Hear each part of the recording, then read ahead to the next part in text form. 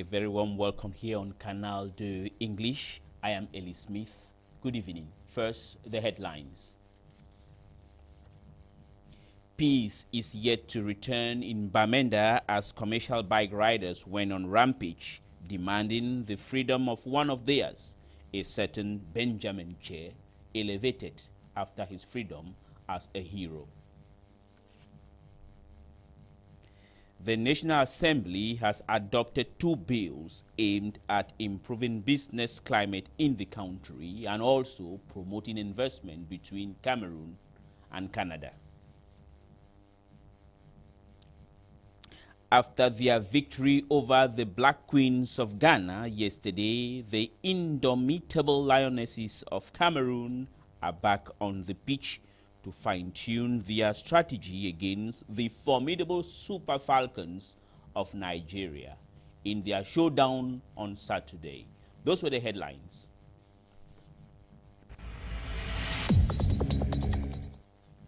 Once again, good evening. The regional capital of the Northwest region, Bamenda, was again in turmoil.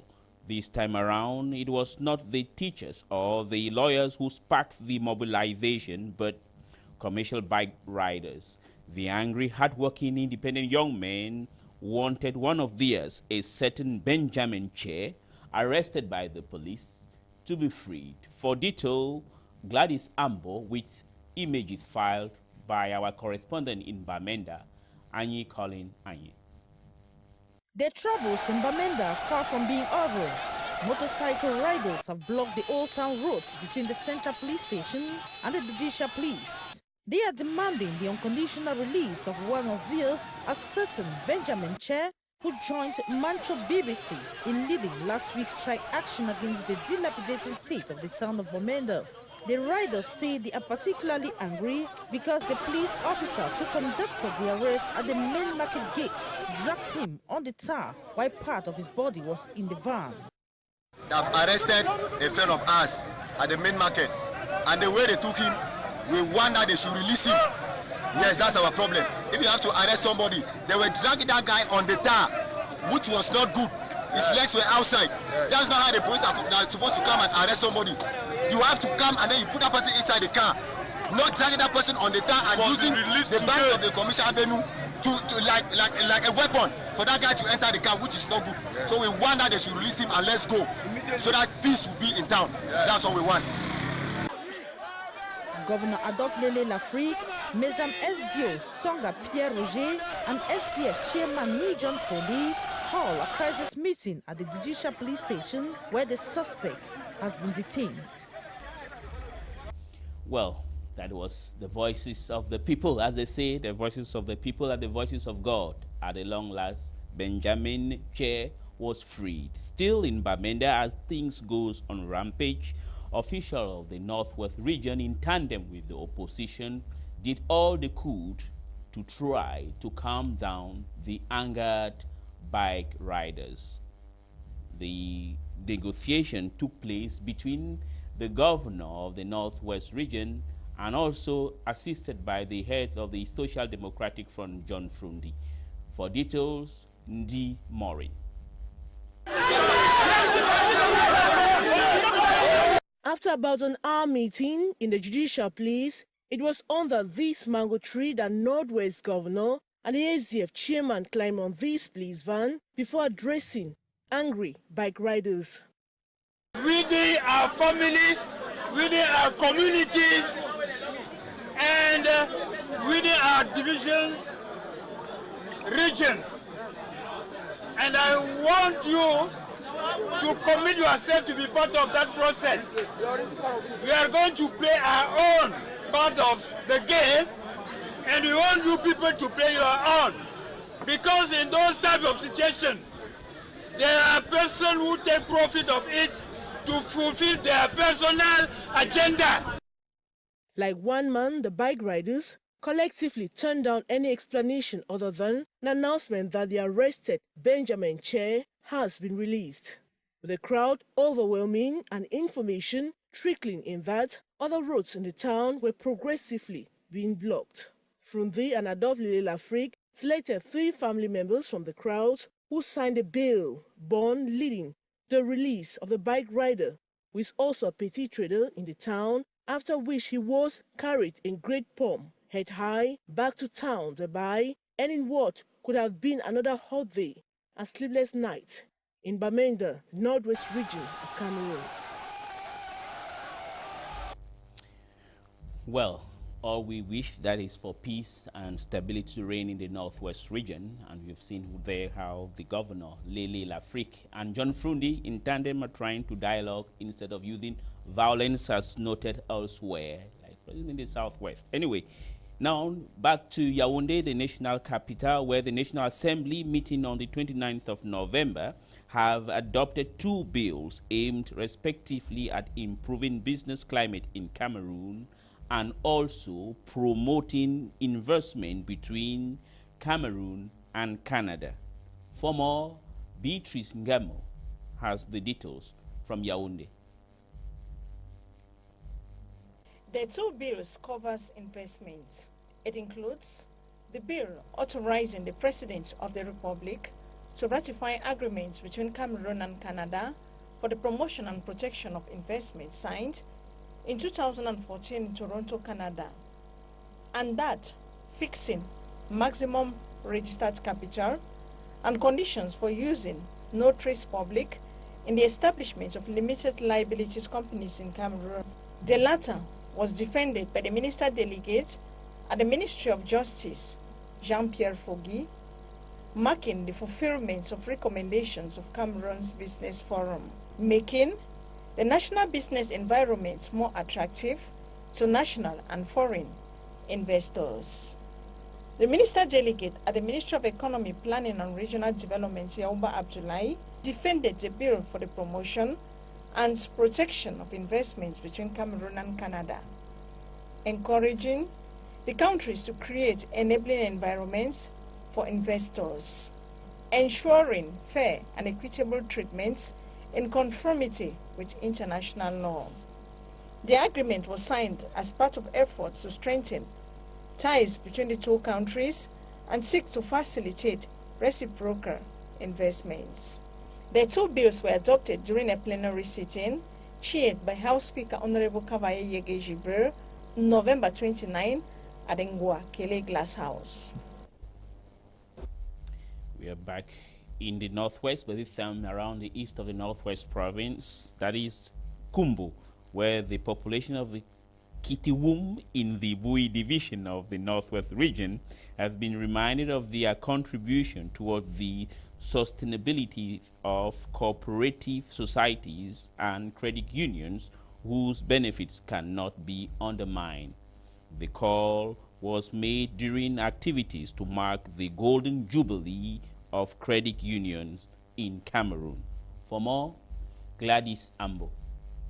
Before the advent of cooperative societies and credit unions in Cameroon, the population, especially those living in rural areas, saved money in ceilings and were sometimes destroyed by rats and termites, while others hid money in dug holes in farms or in their compounds and finally lose it when they find it difficult to identify the position.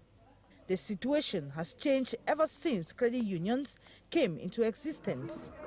The remark is that of the president of the Kitiwum Cooperative Credit Union during activities to mark the Golden Jubilee of the unions in Cameroon. Fonfo Romanos Menjo reminded the population of Kitiwum and Kubo in general of the importance of cooperative societies in rural areas and the need for timely loan repayment by highlighting the slogan, borrow wisely, pay promptly, and save regularly. The celebration that was heavily attended by administrative authorities, traditional rulers, and the population of Kitiwum in Kombo was animated by traditional dances and the talk of war by the women.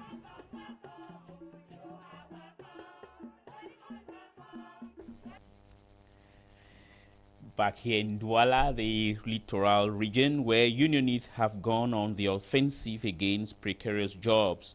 They met recently in Douala to condemn precarious jobs in Cameroon, whose percentage stands at 80. Kejan Henry Atembe has more. According to statistics revealed by the Confederation of Cameroon Trade Unions, the percentage of precarious job in the country is alarming. This is what is a job that is described to be a job which is not decent. A job that does not provide dignity to the person who practices it. A job that cannot guarantee a social welfare. A job that cannot guarantee good salaries. A job that don't have no future. These disturbing figures have jettisoned union leaders who are on the offensive to denounce precarious work conditions and to sensitize on the situation. We started this campaign since 2013. The first objective was to train the campaigners, and we have already done that. Now we have targeted a certain number of companies we are going to work with. And our campaigners are now in the field to work with the workers that we are in this position of practicing precarious work. After then, we then go to the company leaders, and after we have to see the government. What we can do is we propose some means to ameliorate the situation of workers which are in the precarious work. The union leaders faced the press on November 28, 2016 to unveil their plan of action. According to the union leaders, precarious jobs do not respect dignity, equity, and security. As things stand, they have called for a detailed management of the employment data bank in the country.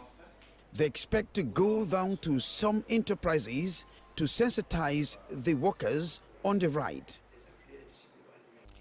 Joy reigns back in the family of Mr. Innocent Bakam, whose newborn baby was stolen last week at the Sobom Hospital in Douala 3 municipality. The search operation was successful thanks to the action of the 8th Police District. For more, Crystal Katala. It is with joy that this crowd jubilate with a mother after her stolen baby was found. The newborn baby disappeared 2 days after delivery last weekend at Sobom Hospital in Douala 3 municipality. This was possible thanks to a search conducted by elements of the 8th District Police Station, who got the information from a resident of Elf Village neighborhood who disclosed the suspect. The suspect was rescued from the hands of the police, who was ready to exercise jungle justice. She was converged to the police station for questioning. The guy who took me to Elf told me that the stolen baby lives around here, so I took one of my friends and the director of the hospital. When we arrived in the neighborhood, I went there alone and he assures me that the baby is here. So when we arrived, we saw the lady dressing up the baby. She told me she put to bed in a taxi and she was told to take the baby in commando. When we arrived at the hospital, she declared that she only stole the baby.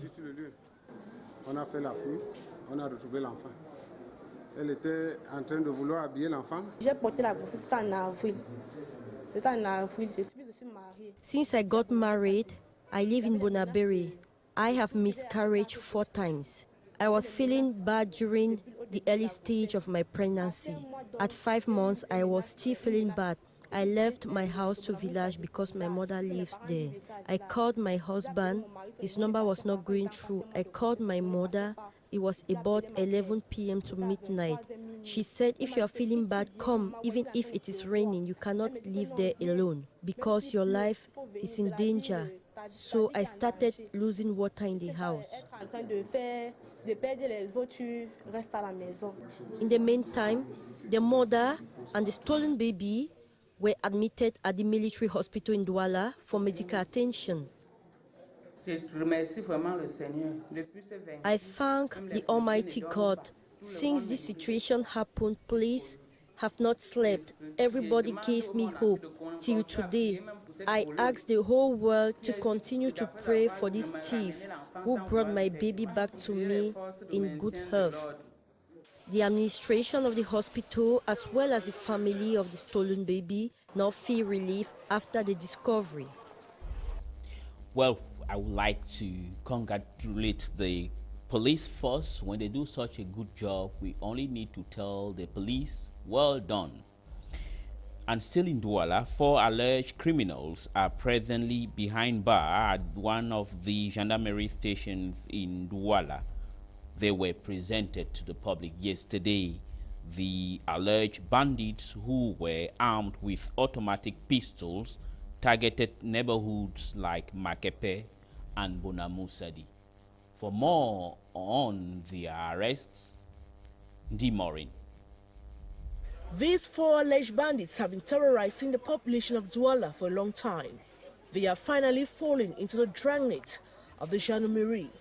The story of the arrest began last Thursday. The heads of the gang narrate. I was told to come and take something, and that thing is money. I did not know where to get the money. They just told me to go to the road junction. Suddenly I saw gendarme officers firing in the air. In the different operations, they used locally made guns and ammunition. Some of the guns have been dismantled to enable easy transportation. Il y avait 5 munitions à l'intérieur. Une arme à 5 coups. Ici. Donc on met ici là 5. Ça prend 5. 5 coups. The presumed bandits target specific neighborhoods like Makepe and Bonamusadi. Their last operation was in a bar at Makepe Trompes. Some of the gang members refused to identify themselves as members of the group. I am a motorcycle rider. My name is not Crocodile. I'm called Simo Emmanuel.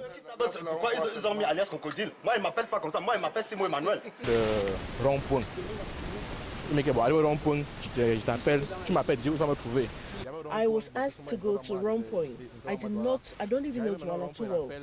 I was told when I reached there, I'll call someone who would take me to another place. I had to board a motorbike together with this man, whom I don't know.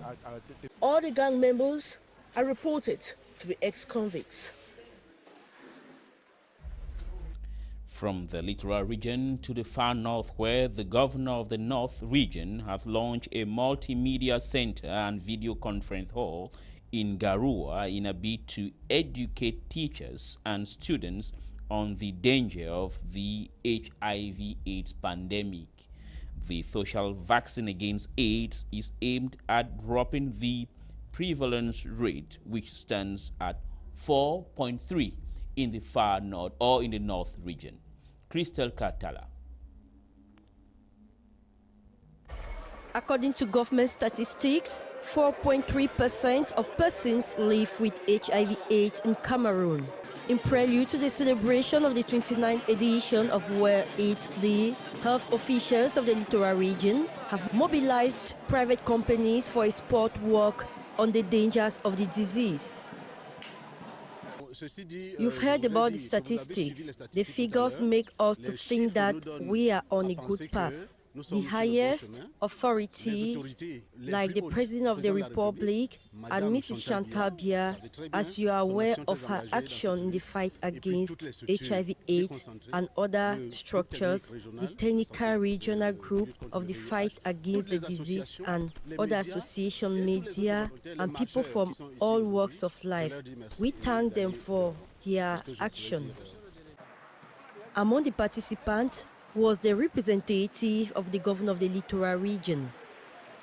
Your presence here proves the importance you grant to the fight against HIV/AIDS by supporting government's action, which has made the fight against it a major preoccupation. Thursday, December 1st, will be observed as World AIDS Day. It does happen as when we are live reporting. So, well, as you may have corrected it yourself, it was not social vaccine in the north regional capital of Garua, but a sensitization campaign here in Douala. All the same, it was about HIV/AIDS, and you have to know that the pandemic is still on.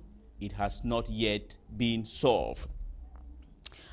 And on another story, former Indomitable Lions player Francois Omambiyik has published a book entitled Mon But or My Goals.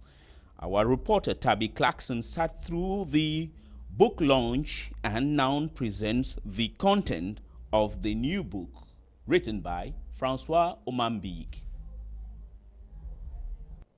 Mon But. This is the title of the book of Cameroon's goal-getter, Francois Omambiyik. The book was launched last night in Yaoundé in the presence of his former teammate, roving ambassador Albert Roger Miller, politicians, people from all walks of life, the press, and other men and women interested in sports and in football in particular.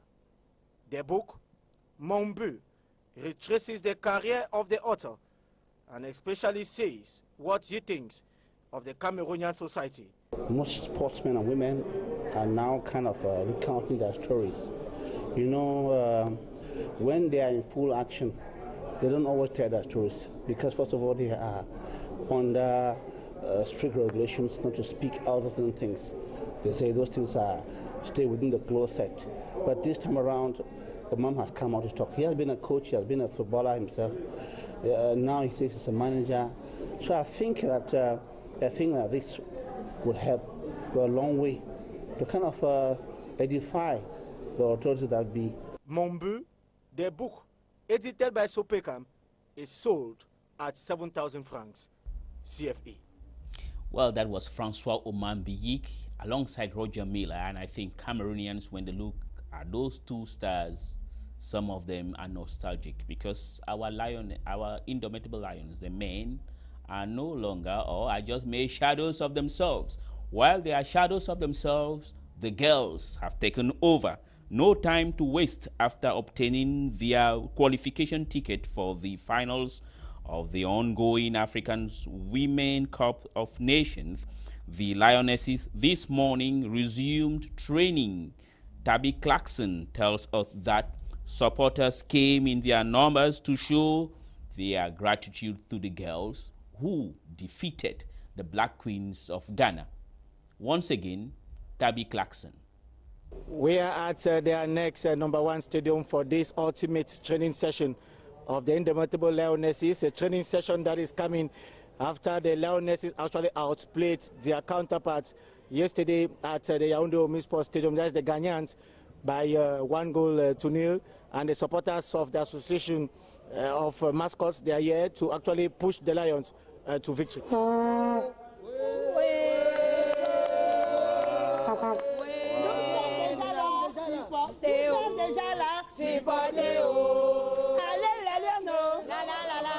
And this is the ambience which is reigning here. There is certainly that anxiety and real desire to see Cameroon winning on Saturday. And the mascots, they are here, they have come, Malito Lingano, Piquet and others, they have come to actually push the Indomitable Lionesses. Saturday we are not worrying. Saturday is when it's tomorrow now. We are going to take the call. We are not going to fight. Yeah, I'm sure Cameroon going to win on Saturday. I'm asking for all supporters to be in stadium Saturday to win the cup, this sport. I'm very happy, I tell you. You know, since we came here for this Yaoundé, we came for one objective, win this African Nation Cup. And maybe by God power, we will win that cup. This is the atmosphere which is reigning here at the Yaoundé Next Stadium, that of joy, that of happiness, because there is optimism that come Saturday, Cameroon will actually outplay the Super Falcons of Nigeria. Everybody here is quite happy and optimistic as to what concerns the encounter on Saturday. From the Yaoundé Annex #1 stadium for Canal International, we have been Francis Ngemna Makchwamo and myself, Clarkson Tabi, a young Motayo Mansai.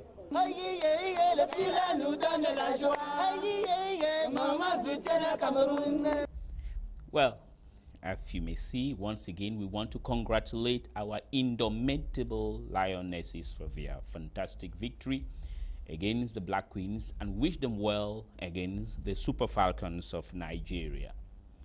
Zimbabwe's opposition party has called on Mr. Robert Gabriel Mugabe, 92, to emulate Fidel Castro by stepping down.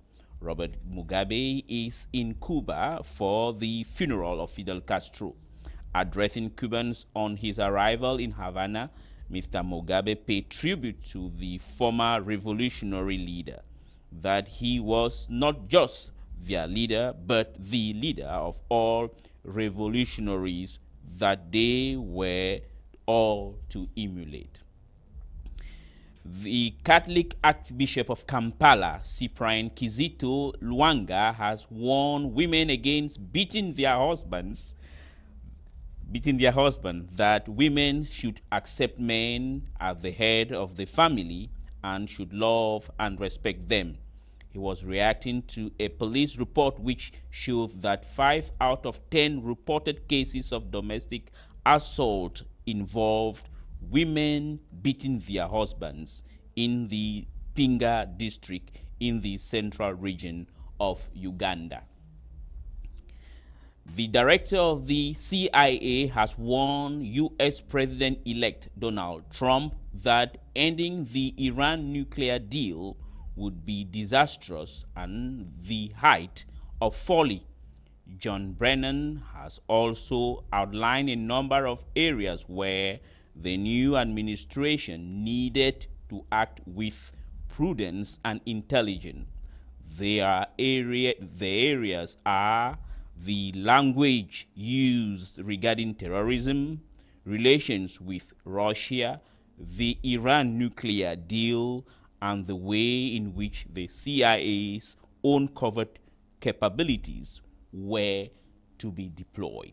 We only hope that Donald J. Trump is going to heed to the advice of the boss of the CIA. A very warm greetings to our teeming viewers in Kumbo, the divisional capital of Bui. Kumbo is the divisional capital of Bui. That was all that we were able to put together today, the 30th day of November 2016. Be strong and always put your confidence in God. Tomorrow is another day, God willing.